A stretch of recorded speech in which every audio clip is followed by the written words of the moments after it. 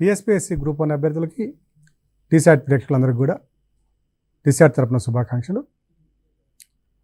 ఈ సెషన్లో మనము గ్రూప్ 1 ప్రిలిమ్స్ కమ్ మెయిన్స్కి సంబంధించినటువంటి తెలంగాణ జియోగ్రఫీలోని ఎస్టీ జనాభా విస్తరణ, ఎస్టీ జనాభాలో విస్తరణలో వస్తున్నటువంటి వచ్చిన మార్పులు, అలాగే ఎస్టీ జనాభా ఉన్నటువంటి ఈ గిరిజన ప్రాంతాలలో వారికి తగినటువంటి సదుపాయాల కల్పనలో ఎదురవుతున్న అడ్డంకులు, అంటే ఆయా ప్రాంతాలు ఎదుర్కొంటున్న సమస్యలు, అలాగే స్వాతంత్రానంతరం గిరిజనుల అభివృద్ధికి తెలంగాణ ప్రాంతంలో జరిగినటువంటి కృషి, అలాగే తెలంగాణ రాష్ట్రం ఏర్పడిన తరువాత ప్రస్తుత తెలంగాణ ప్రభుత్వం గిరిజనుల అభివృద్ధి తీసుకుంటున్న చర్యలు, వీటన్నిటిని కూడా మనము కూలంకషంగా చర్చిద్దాం.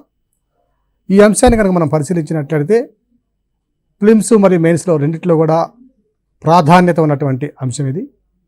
మెయిన్స్లో కనుక ప్రశ్న వస్తే ఈ విధంగా రావడానికి మనకు అవకాశం ఉంది. తెలంగాణలో షెడ్యూల్ తెగల జనాభా విస్తరణను పరిశీలిస్తూ ఆ షెడ్యూల్ తెగలు జనాభా కలిగినటువంటి ప్రాంతాలు ఎదుర్కొంటున్న సమస్యల్ని చర్చించండి. అలాగే షెడ్యూల్ తెగల ప్రజల అభివృద్ధి కోసం అటు భారతదేశ ప్రభుత్వంతో పాటు స్వాతంత్రానంతరం ఆంధ్రప్రదేశ్ ప్రభుత్వం కానివ్వండి, తెలంగాణ ప్రభుత్వం కానివ్వండి తీసుకున్న చర్యల్ని వివరించండి అనే విధంగా మనకి ప్రశ్న రావడానికి అవకాశం ఉంది. ఇక్కడ గతంలో కూడా మనము ఈ తెలంగాణ డెమోగ్రఫిక్స్ జనాభా శాస్త్రం గురించి మనం చర్చించుకునేటప్పుడు ఒక అంశాన్ని మనం చర్చించాం. తెలంగాణ ప్రాంతంలో ఉన్నటువంటి షెడ్యూల్ తెగల జనాభా స్వాతంత్రానంతరం చాలా స్వల్ప సంఖ్యలో ఉన్నటువంటి జనాభా, కేవలం 2%, 2.5%గా ఉన్నటువంటి జనాభా. ఇది 1961లో కనుక ఆ సంవత్సరపు జనాభా గణన ప్రకారము, జనాభా లెక్కల ప్రకారం పరిశీలించినట్లయితే 1961లో కేవలం మొత్తం జనాభాలో 2.81%గా ఉన్నటువంటి షెడ్యూల్డ్ ట్రైబ్స్ యొక్క పాపులేషన్ అనేది 1980 నాటికి, అంటే 81 జనాభా లెక్కల నాటికి 8.2% చేరుకోవడం జరిగింది. అలాగే 2011 జనగణన ప్రకారం కనుక మనం పరిశీలించినట్లయితే ఈ షెడ్యూల్డ్ ట్రైబ్స్ యొక్క పాపులేషను, గిరిజన ప్రాంత ప్రజల యొక్క పాపులేషన్ చూసినట్లయితే 9.08% పెరిగినట్లుగా మనం గుర్తించాం. ఇక 2011 జనాభా లెక్కల ప్రకారంగా మనం పరిశీలించినట్లయితే అప్పటికి బైఫర్కేషన్ జరగనటువంటి గణన ప్రకారము, గణాంకాల ప్రకారము మనకి షెడ్యూల్డ్ ట్రైబ్స్ యొక్క పాపులేషను అత్యధికంగా ఖమ్మంలో గుర్తించడం జరిగింది. దాదాపుగా 7,65,000 మంది మొత్తం ప్రజలు ఖమ్మంలో షెడ్యూల్ తెగల ప్రజలు ఉంటే, రెండవ స్థానంలో ఆదిలాబాద్లో సుమారుగా 4,90,000 పైగా ఈ షెడ్యూల్డ్ తెగల ప్రజలను గుర్తించడం జరిగింది. ఇక అత్యల్పంగా ఉన్నటువంటి ఎస్టీ జనాభా కనుక మనం పరిశీలించినట్లయితే షెడ్యూల్డ్ ట్రైబ్స్ యొక్క జనాభా ఇది అత్యల్పంగా మొట్టమొదటి స్థానంలో హైదరాబాద్లో ఉన్నట్లయితే, రెండవ స్థానంలో అత్యల్పంగా ఉన్నటువంటి జిల్లా కరీంనగర్ జిల్లా. ఇక్కడ ప్రిలిమ్స్ పాయింట్ ఆఫ్ వ్యూలో మనం మరొక అంశాన్ని కూడా గుర్తుంచుకోవాలి. ఎస్సీ మరియు ఎస్టీ జనాభా ఏ జిల్లాలలో అత్యల్పంగా నమోదైంది అని కనుక ఇచ్చినట్లయితే రెండూ కూడా హైదరాబాద్ జిల్లాలో అత్యల్పంగా నమోదు కావడం జరిగింది 2011 జనాభా లెక్కల ప్రకారం. ఇక పునర్విభజన అనంతరం, అంటే రాష్ట్రాల పునర్విభజన అనంతరము, అలాగే తెలంగాణ ప్రాంతంలో జిల్లాల పునర్విభజన జరిగినటువంటి 2016 సంవత్సరం తర్వాత కనుక మనం పరిశీలించినట్లయితే ఈ కొత్త జిల్లాల ప్రకారము భద్రాద్రి కొత్తగూడెంలో అత్యధికంగా ఈ గిరిజన జనాభా అత్యధికంగా ఉన్నట్లయితే వీరు ఆ జిల్లా యొక్క మొత్తం జనాభాలో దాదాపు 38% జనాభా కలిగి ఉన్నట్లుగా మనకి గణాంకాలు తెలియజేస్తున్నాయి. ఇక అత్యల్పంగా ఉన్న జిల్లాలను కూడా మనం పరిశీలించినట్లయితే మనకి హైదరాబాద్ చూసాం ఇంతకుముందు. ఇప్పుడు అత్యధికంగా ఉన్న జిల్లాను కనుక మనం పరిశీలించినట్లయితే భద్రాద్రి కొత్తగూడెం తర్వాత ఆదిలాబాదు, అలాగే కొమరం భీం జిల్లా, అలాగే జయశంకర్ భూపాల్పల్లి జిల్లా, నెక్స్ట్ వరంగల్ రూరల్, తర్వాత ఖమ్మం జిల్లాల్లో అత్యధికంగా ఈ ఎస్టీ జనాభా కలిగి ఉన్నటువంటి జిల్లాలుగా గుర్తించబడ్డాయి. ఇక అత్యల్ప ఎస్టీ జనాభా కలిగిన జిల్లాలు మనం పరిశీలించినట్లయితే గణాంకాల ప్రకారము మొత్తం జనాభాలో హైదరాబాద్లో 100%లో కేవలం 1.24% మాత్రమే ఈ జనాభా గణన ప్రకారము ఎస్టీ జనాభా ఉన్నట్లయితే, రెండవ జిల్లా అత్యల్పంగా ఉన్నది కరీంనగర్ జిల్లాలో 1.27% జిల్లా ఉపశైత్యంగా గుర్తించబడింది. ఇక ఈ గిరిజన ప్రాంతాలలో గిరిజనులు మరియు ఆయా ప్రాంతాలు ఎదుర్కొంటున్నటువంటి సమస్యలను కనుక మనం పరిశీలించినట్లయితే మొట్టమొదటిగా ప్రధానమైన సమస్య, వీరు అటవీ భూముల్లో కొన్ని ప్రాంతాలలో ప్రకృతితో మమేకమై జీవనం సాగిస్తున్నటువంటి సందర్భాల్లో మనకు కోకొల్లలు. వీరు ఆ అటవీ ప్రాంతాల్లో ఉన్నటువంటి భూములనే అనాదిగా వారసత్వంగా తరతరాలుగా సాగు చేసుకుంటూ అక్కడే తగినటువంటి ఒక సబ్సిస్టెన్స్ అగ్రికల్చర్లో పద్ధతిలో, అంటే వారికి అవసరమైనటువంటి పప్పు దినుసులు, ఆహార ధాన్యాలు ఉత్పత్తి చేసుకునేటువంటి జీవన విధానాన్ని కొనసాగిస్తున్నటువంటి పరిస్థితిని మనము కొన్ని దశాబ్దాలుగాను శతాబ్దాలుగాను మనం గమనించవచ్చు. ఇలా వారసత్వంగా వ్యవసాయం చేసుకుంటున్నటువంటి ఈ అటవీ భూముల మీద ఇప్పటికీ వారికి శాశ్వత హక్కులు కల్పించకపోవడం అనేది ఒక ప్రధానమైన సమస్యగా ఉంది. 2006లో తీసుకురాబడినటువంటి కేంద్ర ప్రభుత్వం తీసుకొచ్చినటువంటి అటవీ హక్కుల సంరక్షణ చట్టము ఏదైతే ఉన్నదో దాని ప్రకారము వారికి లీగల్గా చట్టపరంగా హక్కులు కల్పించినప్పటికీ వాస్తవ రూపంలో పూర్తి స్థాయిలో అమలు కాలేదనే విషయం మనం ఇప్పటికి కూడా గమనించవచ్చు.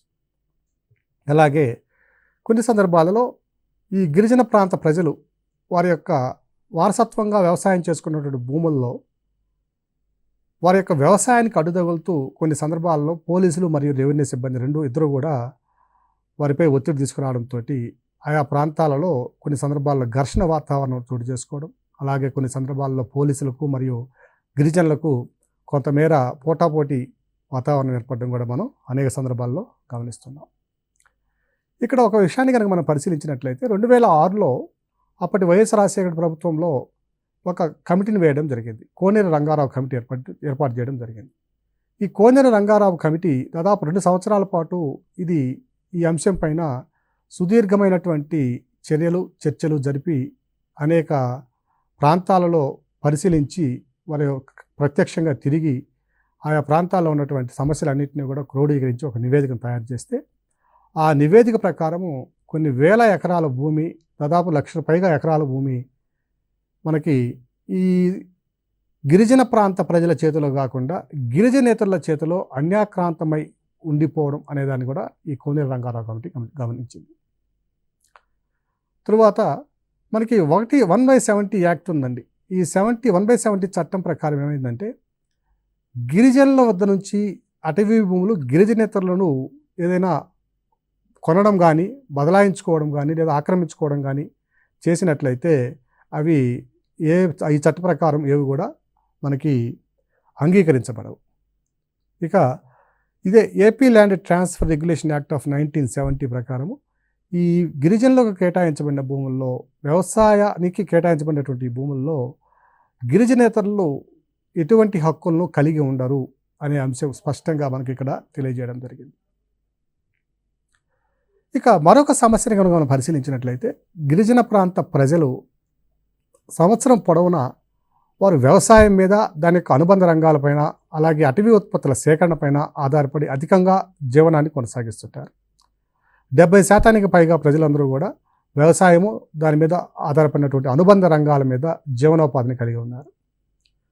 ఇక వ్యవసాయ రంగాన్ని కనుక మనం పరిశీలించినట్లయితే, మనకి తెలంగాణ ప్రాంతంలో కేవలం ఒక పంట పండడానికి అత్యధికంగా అవకాశం ఉన్నటువంటి ప్రాంతాలు ఇవన్నీ కూడా. రెండవ పంట నీటి వనరులు ఉన్నటువంటి ప్రాంతాల్లో మాత్రమే మనం గమనించగలం. ఇక ఈ కొండవాళ్ళు ప్రాంతాల్లో అయితే రెండవ పంట పండడానికి అవకాశాలు చాలా అరుదుగా కనిపిస్తాయి. సో ప్రధానంగా ఒక పంట పండుతూ ఉండడంతో మనకి కేవలం 4 లేదా 5 నెలలు మాత్రమే ఇక్కడ ఉద్యోగిత అనేది మనకి లభ్యమవుతుంది. సో ఎంప్లాయ్మెంటు అనేది కేవలము ఒక ప్రచ్ఛన్న నిరుద్యోగంగా ఇక్కడ ప్రధాన సమస్యగా ఉంది. మిగిలిన సమయంలో వారు ఋతు సంబంధిత నిరుద్యోగితను ఎదుర్కోవాల్సిన అవసరము వారి మీద బాగా బలంగా ఉందనే విషయాన్ని మనం గమనించాలి. మరొక ప్రధానమైన సమస్యను కనుక మనం పరిశీలించినట్లయితే, ఇప్పటికి కూడా ఈ గిరిజన ప్రాంత ప్రజల యొక్క ఆవాసాల నుంచి సమీప ప్రాంతాల్లోని మండల కేంద్రాలకు కానివ్వండి, జిల్లా కేంద్రాలకు కానివ్వండి, సరైన రోడ్డు మరియు రహదారి సదుపాయాలు లేకపోవడం, అలాగే కొన్ని సందర్భాల్లో వర్షాకాలంలో వాగులు వంకలు పొర్లినప్పుడు మిగిలిన బాహ్య ప్రపంచానికి వారికి ఉన్నటువంటి సంబంధాలు తెగిపోవడం, అత్యవసర పరిస్థితుల్లో మెడికల్ ఎమర్జెన్సీ అటువంటి కండిషన్లో బాలింతలను కానివ్వండి, లేదా పాము కాటుకు గురైన వారిని కానివ్వండి, వారికి అవసరమైనటువంటి వైద్య సదుపాయాలు అత్యవసరంగా లభించకపోవడం కూడా ఒక ప్రధానమైన సమస్యగా ఈ ప్రాంతంలో ప్రజలు ఎదుర్కొంటున్నారు. ఇక వీటితో పాటుగా నిరుద్యోగిత, అలాగే లిటరసీ లెవెల్స్ అనేవి కూడా ఈ ప్రాంత ప్రజల్లో అధికంగా ఉండడం మనం గమనించవచ్చు. సో లిటరసీ లెవెల్స్ అనేవి ఆయా ప్రాంతాల అభివృద్ధికి మరియు పురోభివృద్ధికి సంబంధించిన అంశం కాబట్టి ఈ లిటరసీ లెవెల్స్ తక్కువగా ఉండడం వల్ల కూడా వీళ్ళు దళారుల చేతుల్లో కొన్ని సందర్భాలలో వారి యొక్క అటవీ ఉత్పత్తులను అమ్ముకోవడంలో కానివ్వండి, వ్యవసాయ ఉత్పత్తులను అమ్ముకోవడంలో కానివ్వండి, అనేక సందర్భాల్లో వీరు మోసపోవడం, దోపిడీ జరగబడడం అనేవి ఇక్కడ ప్రధానమైన అంశాలుగా మనం గమనించాలి. ఇక గిరిజన ప్రాంతాల యొక్క అభివృద్ధికి కేంద్ర ప్రభుత్వం తీసుకున్నటువంటి చర్యలు, స్వాతంత్రానంతరం ఎటువంటి చర్యలు తీసుకోవడం జరిగింది అనే అంశాన్ని మనం పరిశీలించినట్లయితే 1951లో 1951లో భారతదేశంలో ఉండేటువంటి వివిధ గిరిజన ప్రాంతాల ప్రత్యేక గిరిజన ప్రాంతాల అభివృద్ధి కోసము దాదాపుగా 56 కమ్యూనిటీ డెవలప్మెంట్ ప్రాజెక్ట్స్ని ప్రారంభించడం జరిగింది. ఈ కమ్యూనిటీ డెవలప్మెంట్ ప్రాజెక్ట్స్ని కనుక మనం పరిశీలించినట్లయితే అంటే వ్యవసాయ ఉత్పత్తుల సేకరణ, వారికి తగిన మద్దతు ధర కల్పించేటటువంటి బాధ్యతలని ప్రభుత్వం నిర్వహించడం, అలాగే ఈ గిరిజన ప్రాంతాలలో ఉన్నటువంటి ఈ మౌలిక సదుపాయాల కల్పనలో భాగంగా వారికి సంబంధించిన సమాచార రంగాన్ని అభివృద్ధి చేయడం, గిరిజన ప్రాంత ప్రజలు ఎదుర్కొంటున్నటువంటి ఆరోగ్య సమస్యలు కానివ్వండి, పారిశుద్ధ్య సమస్యలను కానివ్వండి పరిష్కరించడం, అలాగే గిరిజన ప్రాంత ప్రజల యొక్క బాలబాలికలకు సరైనటువంటి విద్య అవకాశాలను కల్పించడం, వీటితో పాటుగా పురుషులకు, స్త్రీలకు, అలాగే వయసు పడిబడిన వారికి వీళ్ళందరికీ కూడా సాంఘిక సంక్షేమ కార్యక్రమాల అమలు చేయడం, ప్రతి వ్యక్తికి పూర్తి స్థాయిలో ఆరోగ్యాన్ని ఇచ్చేటటువంటి న్యూట్రిషనల్ ఫుడ్స్ని ఏ విధంగా, పోషకాహార విలువలు ఉన్నటువంటి ఆహారాన్ని ఏ విధంగా అందించాలి అనే దాని మీద అవగాహన కల్పించడం, అలాగే గూడు లేనటువంటి పేద ప్రజలకు ఇంటి సరఫరా అంటే ఇంటి గృహ ఆవాస యోగ్యతను కల్పించడం, అలాగే చదువుకున్నటువంటి నిరుద్యోగులకు అవసరమైనటువంటి శిక్షణనివ్వడం, వారి తద్వారా మనకి ఉద్యోగ ఉపాధి అవకాశాలను కల్పించడం అనేవి ఈ కమ్యూనిటీ డెవలప్మెంట్ ప్రాజెక్టులో ప్రధానంగా ఉన్నటువంటి అంశాలు. ఇక 1974-75 ఆర్థిక సంవత్సరంలో కనుక చూసినట్లయితే భారత ప్రభుత్వము ఏదైనా ఒక భౌగోళిక ప్రాంతం కానివ్వండి, లేదా గ్రామము, లేదా మరొక తండా ప్రాంతము, ఇలాంటి వాటిల్లో 50% కంటే అధికంగా గిరిజన ప్రజలు ఉన్నటువంటి ప్రాంతాలలో ఈ ట్రైబల్ సబ్ ప్లాన్ అనే ఒక స్ట్రాటజీని ప్రారంభించడం జరిగింది. అలాగే ఈ ట్రైబల్ సబ్ ప్లాన్ స్ట్రాటజీలో ఉన్నటువంటి ప్రధానమైన అంశాలను కనుక మనం పరిశీలించినట్లయితే ఇంటిగ్రేటెడ్ ట్రైబల్ డెవలప్మెంట్ ఏజెన్సీస్, అలాగే సమీకృత గిరిజన ప్రాంతాల అభివృద్ధి ప్రణాళికలను తయారు చేయడం, అలాగే నూతన అభివృద్ధి చెందేటటువంటి పద్ధతుల్లో గిరిజనుల యొక్క అభివృద్ధిని ఆకాంక్షించడం, మాడిఫైడ్ ఏరియాస్ డెవలప్మెంట్ అప్రోచ్, అలాగే ఈ క్లస్టర్స్గా వీళ్ళని విభజించి ఏ ఏ క్లస్టర్లో ఎటువంటి సదుపాయాలు, సౌకర్యాలు, అవస్థాపన సౌకర్యాలు అవసరం గుర్తించడం, ఆయా క్లస్టర్స్లో ఉన్నటువంటి భౌగోళికంగా ఆర్థిక వనరులను గుర్తించి ఆ వనరుల ద్వారా వారికి సరైనటువంటి ఆదాయము, జీవనోపాధి కల్పించేలా చేయడం, అలాగే అనాదిగా వస్తున్నటువంటి సాంప్రదాయ పద్ధతుల ద్వారా ఆ ప్రిమిటివ్ ట్రైబల్స్ ఎవరైతే ఉన్నారో, ఆదివాసీలు ఎవరైతే ఉన్నారో, వారికి అనాదిగా వస్తున్నటువంటి ఆచారాలను దృష్టిలో ఉంచుకొని ఆయా ప్రాంతాల్లో శాస్త్ర సాంకేతిక రంగాన్ని జోడిస్తూ వారికి అవసరమైనటువంటి ప్రాజెక్ట్స్ను ప్రారంభించి తద్వారా వారికి జీవనోపాధిని మెరుగుపరచడం, అలాగే dispersed tribal development project. So ఈ విధంగా అనేక రంగాలలో వారికి జీవనోపాధిని మెరుగుపరచడం కోసంగా ఈ 1974-75 ప్రాంతంలో ట్రైబల్ సబ్ ప్లాన్ అనే ఒక కొత్త ప్రోగ్రామ్ని కేంద్ర ప్రభుత్వం ప్రారంభించింది. 1987లో కనుక మనం పరిశీలించినట్లయితే ట్రైఫెడ్ అనే ఒక సంస్థను స్థాపించడం ద్వారా, సో దీని ద్వారా tribal cooperative marketing development federation of India limited అనే ఒక సంస్థను ప్రారంభించడం ద్వారా వారికి అవసరమైనటువంటి కోఆపరేటివ్ సొసైటీని ఏర్పాటు చేయడం జరిగింది. అయితే ఈ కోఆపరేటివ్ సొసైటీ యాక్ట్ ఒకటి ఉన్నది, 1984లో తెచ్చినటువంటి జాతీయ స్థాయిలో అత్యున్నతమైనటువంటి ఒక multi state cooperative society act అనేది ఏదైతే ఉన్నదో ఆ చట్టం ద్వారా ఈ ట్రైఫెడ్ అనేది ఒక సంస్థను ప్రారంభించడం జరిగింది.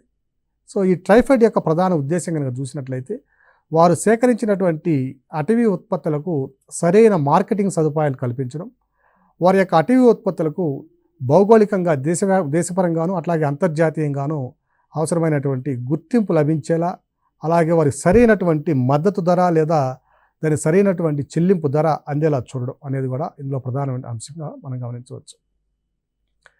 అలాగే 2001లో మనము మరొక సంస్థను ప్రారంభించడం జరిగింది. ఈ సంస్థను కనుక మనం గమనించినట్లయితే NSTFDC అనే ఒక సంస్థను ప్రారంభించింది. కేంద్ర ప్రభుత్వం ప్రారంభించినటువంటి ఈ national schedule tribes finance and development corporation. So national schedule tribal finance and development corporation అనే ఒక సంస్థను ప్రారంభించి దీనికి ఒక మూలధనంగా షేర్ క్యాపిటల్గా 500 కోట్ల రూపాయలను కేటాయించి వారి యొక్క అభివృద్ధికి అవసరమైనటువంటి చర్యలు తీసుకోవడం కోసం ఈ సంస్థను ప్రారంభించడం జరిగింది. అలాగే మనకి రాజ్యాంగంలో ఉన్నటువంటి 275లో ఉన్నటువంటి 1వ ఉప అధికరణ ప్రకారము ప్రతి ట్రైబల్ ప్రాంతానికి లేదా షెడ్యూల్ ట్రైబల్ ఉన్నటువంటి ప్రాంతాలకి వారికి ప్రత్యేకమైనటువంటి ఆర్థిక జవసత్వానికి లేదా ఆర్థిక సహాయం అందించడానికి వారి కోసం ఒక సంక్షేమ పథకాలను ఏర్పాటు చేయడానికి ప్రత్యేకమైనటువంటి హక్కులు కల్పిస్తుంది. ఈ 275లో ఉన్నటువంటి 1వ ఉప అధికరణం ప్రకారము 2005-6 సంవత్సరం నుంచి భారత రాజ్యాంగంలో ఉన్నటువంటి ఆ ప్రొవిజన్ ఏదైతే ఉన్నదో దాని ప్రకారము ఈ షెడ్యూల్డ్ ట్రైబ్స్ ఉన్నటువంటి ఆ భౌగోళిక ప్రాంతాలలో వారికి అభివృద్ధికి అవసరమైనటువంటి చిన్న నీటి వనరుల అభివృద్ధి పథకము, అలాగే బోరుబావుల అభివృద్ధి పథకము, అలాగే వీటితో పాటుగా కొంత ఆర్థికంగా మనకి రుణ సదుపాయాలను కల్పించడం, ఇవన్నీ కూడా నిర్వహించడం జరుగుతుంది. అలాగే 1997-98 సంవత్సరం నుంచి కేంద్ర ప్రభుత్వము దేశవ్యాప్తంగా ఈ ఆర్టికల్ 275(1)కి ఉన్నటువంటి ఆ అధికారాలను అనుసరించి అందులో ఉన్నటువంటి ఆ ప్రొవిజన్స్ని వస్తువులను కల్పించడంలో భాగంగా 1997-95 నుంచి దేశవ్యాప్తంగా ఏకలవ్య మోడల్ రెసిడెన్షియల్ స్కూల్స్ని ప్రారంభించడం జరిగింది. తద్వారా వారికి నాణ్యమైనటువంటి విద్యను అందించడం, అలాగే వారికి అవసరమైనటువంటి పోషకాహార విలువలను అందించడం కూడా ఇందులో భాగంగా మనము ఈ రెసిడెన్షియల్ స్కూల్స్లో మనం గమనించవచ్చు. గిరిజన ప్రాంతాలకు చెందినటువంటి బాలికల కోసం ప్రత్యేకంగా వారి కోసం గిరిజన బాలిక వసతి గృహాలని హాస్టల్స్ని కూడా ఏర్పాటు చేయడం కేంద్ర ప్రభుత్వం తీసుకున్నటువంటి మరొక ప్రధానమైన చర్య. అలాగే 1989 నుంచి కూడా ఈ బాయ్స్ హాస్టల్స్ని ఏర్పాటు చేసి వారికి అవసరమైనటువంటి ఉన్నత చదువులకు అవసరమైనటువంటి అవస్థాపన సౌకర్యాలను కల్పించడంతో పాటు వారికి నాణ్యమైనటువంటి విద్యను, అలాగే పోషకాహారంతో కూడినటువంటి ఆహారపు విలువలను జోడించడం కూడా మనం ఈ 1989 నుంచి గమనించవచ్చు.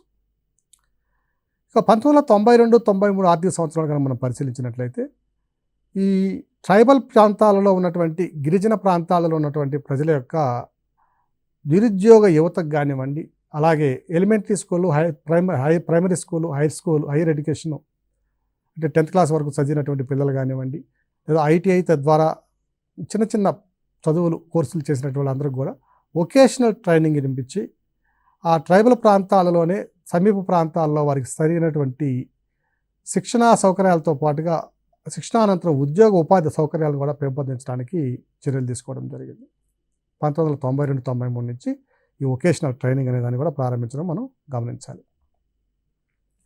ఇక 1993-94 ప్రాంతాల్లో కనుక చూసినట్లయితే నిరక్షరాస్యత ఎక్కువగా ఉన్నటువంటి గిరిజన ప్రాంతాల్లో ఏవైతే ఉన్నాయో ఆ క్లస్టర్స్ని గుర్తించి, ఆ పాకెట్స్ని ఒకటి మనం గుర్తించి అప్పటి నుంచి వాడికి 1వ తరగతి నుంచి 5వ తరగతి వరకు రెసిడెన్షియల్ కాంప్లెక్స్ ద్వారా అంటే గురుకులాల ద్వారా హాస్టల్ వసతిని కల్పించి వారికి విద్యను అందించడానికి తీవ్రమైనటువంటి చర్యలు తీసుకోవడం జరిగింది.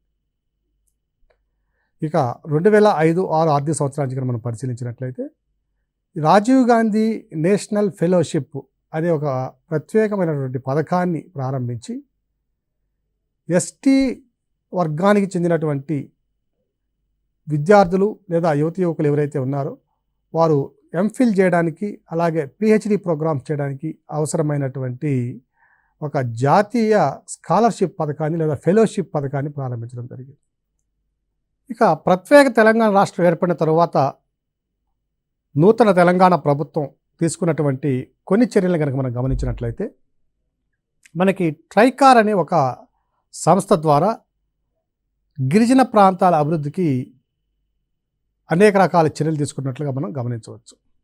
1964లో కోఆపరేటివ్ సొసైటీస్ యాక్ట్ ద్వారా సహకార సొసైటీల చట్టం 1964 అనుసరించి 2016లో తెలంగాణ ప్రభుత్వము Telangana scheduled tribes cooperative finance corporation limited TRICOR అనే ఒక సంస్థని ఏర్పాటు చేసి హైదరాబాద్లో ఈ సంస్థను ఏర్పాటు చేసి తద్వారా గిరిజన ప్రాంతాల అభివృద్ధికి అనేక రకాలైనటువంటి చర్యలు తీసుకోవడం గమనించవచ్చు.